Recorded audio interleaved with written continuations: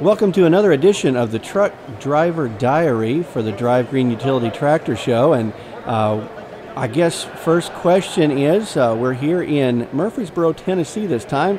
Tell us what kind of challenges have you run into getting to this new venue?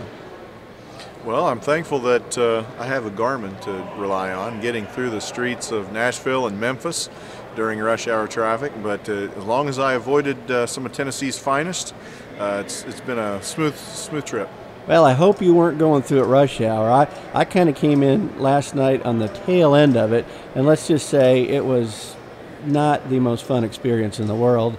And yes, my dashboard directions, or whatever you want to call her, voice, was what got me here.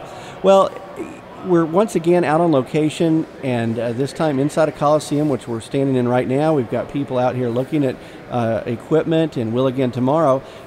Just your perception now, we've had a number of stops under your belt. What do you think about how this is all going?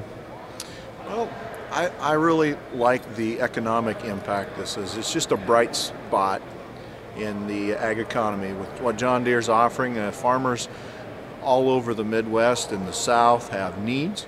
John Deere's got tools that can take care of those needs at a price that's affordable, and they're a wide variety of models that so that everyone has exactly the compatibility they need for the job they have, and it's just a bright spot on the horizon.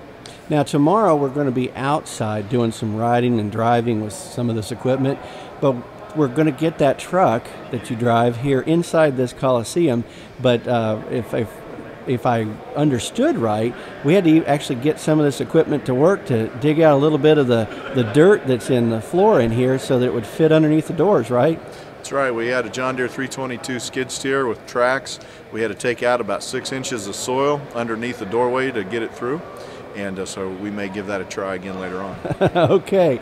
Well, that's our Truck Driver Diary once again, and this time from Murfreesboro, Tennessee. I'm Chuck Zimmerman reporting.